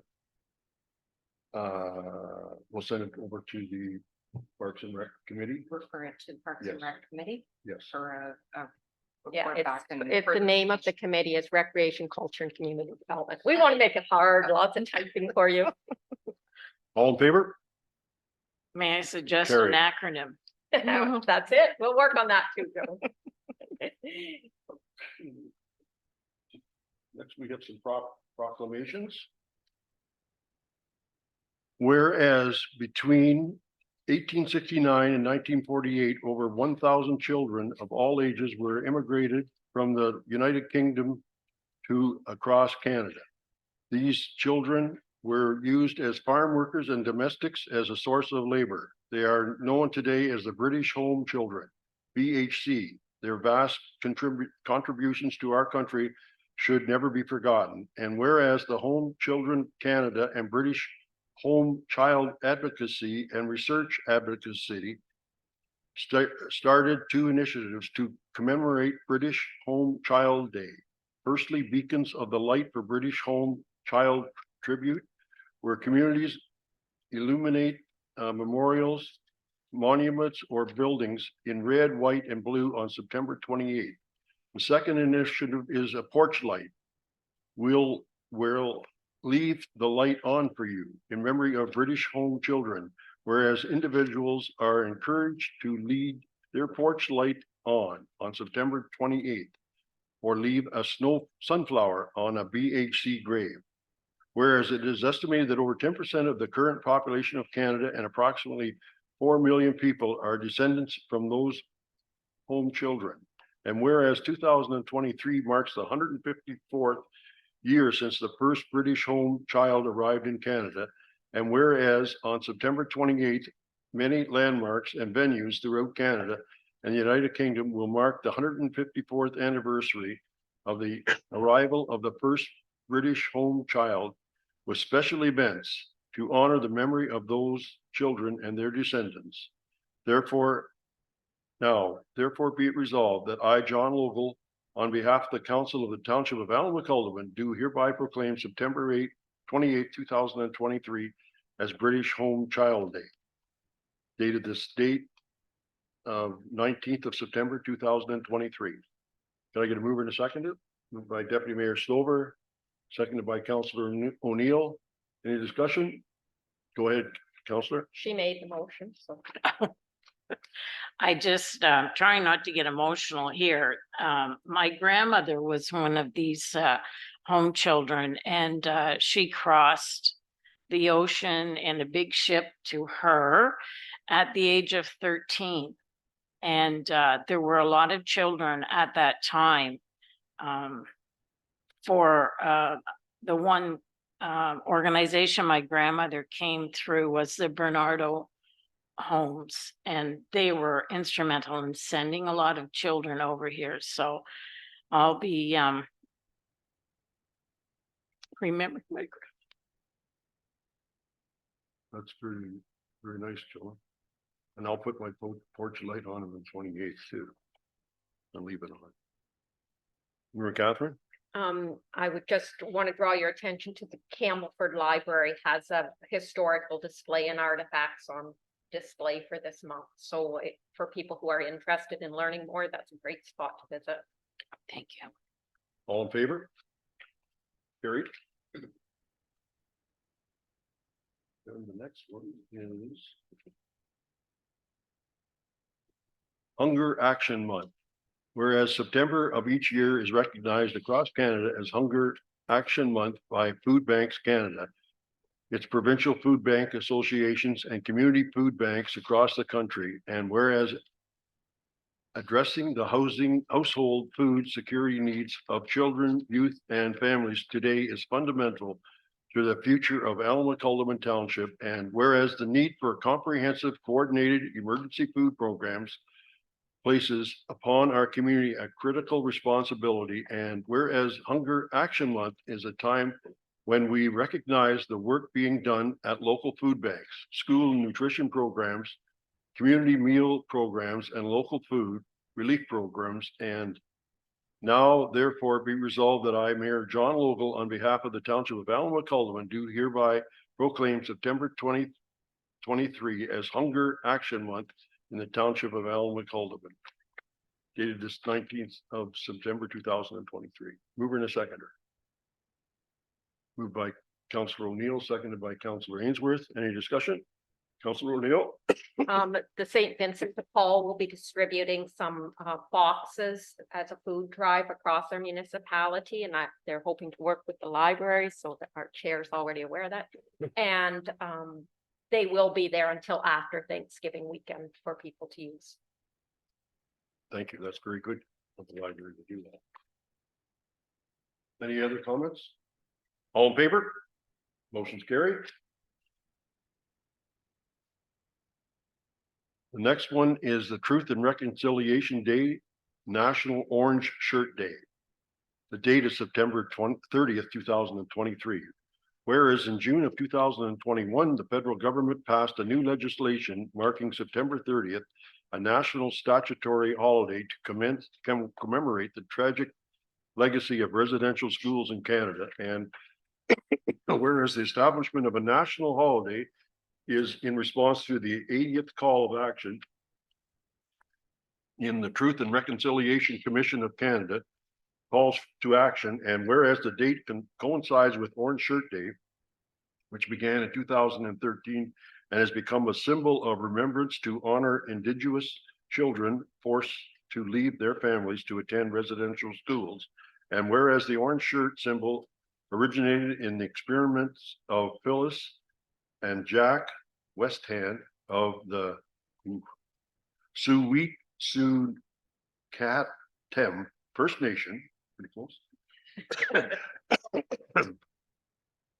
who shared her story of how her new orange shirt was taken away from her on her first day at St. Joseph's Mission Residential School, leaving her with feelings of worthlessness and insignificance. And whereas this day will provide a way for our community to publicly commemorate the history and legacy of the residential schools and the resilience of residential school survivors, commemoration being a vital component of the reconciliation process. And whereas the Township of Alderwick-Haldimand is a community that encourages and celebrates its cultural diversity. Now therefore be resolved that I am Mayor John Lovell on behalf of council do hereby proclaim September 30th as the National Day of Truth and Reconciliation in the Township of Alderwick-Haldimand. I get a mover and seconder. Seconded by, or moved by Councilor Ainsworth and seconded by Deputy Mayor Stover. Any discussion? Go ahead, Mayor Catherine. I feel like I'm doing shout outs left, right and center, but I want to do a shout out to the library. They are hosting Rick Beaver on the 23rd, is it? 21st. So that's an opportunity for us to learn more about our neighbors at Alderville. The 26th. All right. Okay, thank you. Deputy Mayor. As well, I believe we are going to be at the Rosany Civic Center on September 30th, or no, 29th. No, We're not doing we're that not now. doing it on the 29th because the Roseneath ACC Fall Fair is there that day. Oh, okay, I guess I And I did. know Nancy has been working on something, and I don't know if you have some final dates first or not. No, through you, Mayor Logo, I've not received confirmation yet. We are planning on doing something with members of Alderville First Nation coming to the township office, and we will have staff here as well as, I believe, council. Was it the 29th as well? No, we're not sure yet. Oh, okay.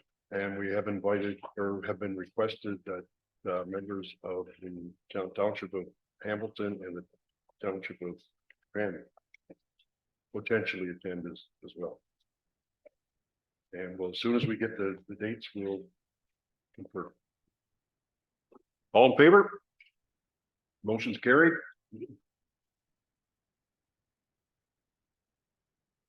Oh, announcements and notices of motion. Deputy Mayor Stover. I guess I don't really have a lot, but I do really want to thank Nancy for getting the proclamation ready. I've got my wits about you, about myself now. And really thank you for that. And again, welcome, Dave. Welcome, Nancy. I look forward to being having your smiling faces at the table. And at the moment, I can't think of anything else to say. So thank you, and I'll pass that on. Thank you. Thank you. Councilor Ainsworth. Nothing at this time. Councilor O'Neill. I have a number of things. The recreation open house is being held at the same time as this meeting up at the Alnwick Civic Center. So that's our recreation staff is there, as well as members of the recreation committee. Big shout out to Deb Ward for organizing that event. And tonight was chosen because it's the same night as the school open house. So they were hoping that that would help drive attendance. And to all of the program providers who've set up and are welcoming signups tonight, that's wonderful. The Rose Project box, which came forward at a meeting earlier this summer with the United Church in Roseneath. They've been working with Brian McMillan, and the base is now in at the little parkette up in Roseneath. And they're just awaiting the sign so that everybody will know. what it's about, and then that will be up, and Valerie McDonald is doing a news story on that, so the full details will come forward. 4-H is going to start again in Centerton on October 2nd, so if you know anyone who might be interested. And I think that's it. Thank you. Council Booth?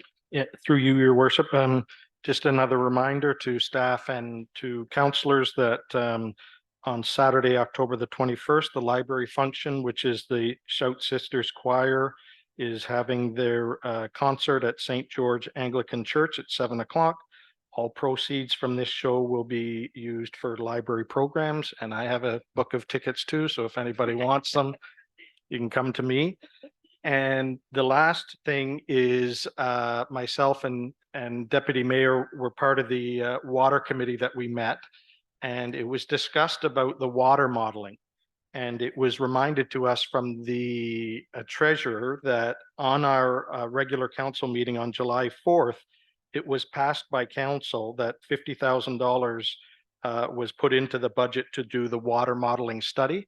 So I just am hoping we can make a motion today to have staff move forward with that and do an RFP for the water modeling study so that we can get it going. Can we do that? Can we make a motion then? Right there? So you're making the motion? I'd make it, or if Joan makes it, I'll second it to. I can, whatever. Do you want to say the first? Okay, and well, I'll make the second it? motion that, I mean, on July 4th, we already passed it as council. It's just been sitting there. Nobody's taken direction with it. So the motion is to instruct staff to go ahead and issue an RFP for the water modeling study. Seconded Second that. by Deputy Mayor Stover. Any further discussion? All in favor? Motion's carried. I wonder if I could just have, sorry, through your Mayor Vogel, if you could just add the bigger project that could possibly be something we look at down the road, or would you like to speak to that at the water committee? Which project? For that was for the grant for the, seeing the principal program, or what was the name of that? Oh, it was a master plan for the Master water. plan. Yeah, when we attended a meeting with Lucy, they suggested that municipalities with water committees and that are looking at the government is going to supply money, that you do a master plan. And that master plan, it's different from the water modeling study. The water modeling study, once it's done, means that if any developer comes and wants to, let's say, add 100 houses here in Grafton, they come and they have to pay the firm that has that, it's our water modeling study, but they would pay the company that they want to add this to it, and they pay that fee. And I know Lucy did bring up an issue with the subdivision near you, Joan, already, that the developer is asking for some things that probably wouldn't be acceptable. So, but we can discuss it at the Yeah. water meeting. Okay. So it leaves us basically three things were sent to the water committee from this council. One was to resolve the water modeling, which is resolved because we had already voted on it in July 4th. And then we will discuss at the next meeting will be the bylaw changes and the Tower of Power, the water column. We changed it to the Tower of Power. We Tower called of it. Power. Yeah. So you're gonna have it on the side of it? Not Well, it grass, was Tower good. of Power? It was gonna No. be something else, but we decided the Tower of Power was better. And that's all. Thank Anything you. else, Greg? Okay, I have a couple things real quickly. I was noticing in the We have to vote on that. Oh, we have to all vote. oh, I'm sorry, yes. All in favor of Greg's motion? Carry. Thank you. Thank you for pointing that out, Nancy. Couple of things that I noticed on some publications, and I believe the first one was come out today. It was from Roma. And they're talking about tiny training. And basically what it is small communities that want to promote economic development. And it's been around for several years, but it's something you can take online virtually. So if you look up the Roma, yeah, they come out this week. And I also noticed, didn't come up on the AMO ones yet, because it's the most recent one, come out September 14th. And they are talking about counselor training. And that can be taken on virtually as well. And I'm not sure what the price is, but it's been put on by Jim Pine, who's something new into doing that type stuff, and you might find it pretty interesting, especially if you haven't used up all of your training more of money. And finally, I'm going to see the Bridge Hospice facility in Warkworth October 4th. And if somebody would like to come and see that, you'd be more than welcome. I think just one, because we can't have a council meeting or nothing like that, but, and it's at 9, we'll be there for 9 a.m. So if you're interested in that, just let me know. Oh, that everything? Oh.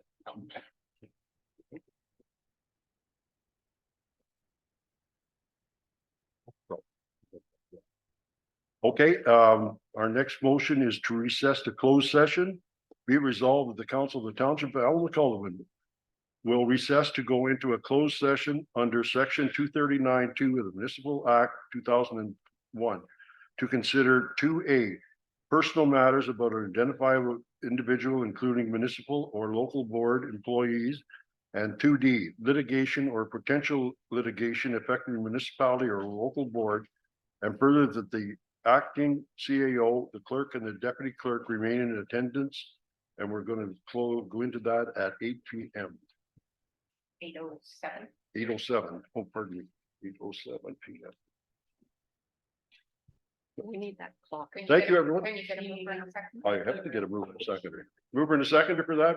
Deputy, pardon me, Councillor Booth, Deputy Mayor Stover, all in favor? Motion's carried. Thanks, everyone. Thank you. Just. No problem. 11. County Council.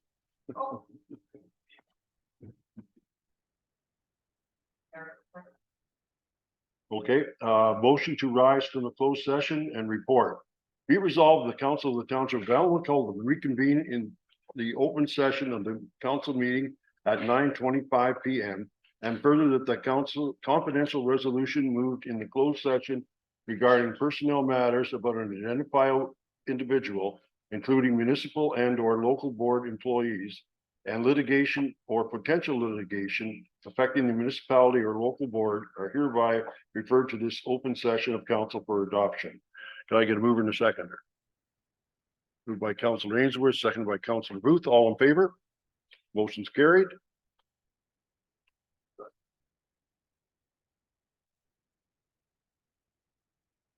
Confirming bylaw, be resolved that the bylaw number 103-2023 being a bylaw to confirm the proceedings of the regular and closed sessions of the council held on September 19th, 2023, be read and deemed passed this 19th day of September 2023. Mover and a seconder. Moved by Councillor O'Neill, seconded by Councillor Booth, all in favor? Motion's carried. And a motion to adjourn, and the motion to adjourn is at 9:25 p.m. Be it resolved the council adjourn at 9:25 p.m. Moved by Councillor Booth, seconded by Councillor O'Neill, all in favor? Motion's carried. Thank you, everyone.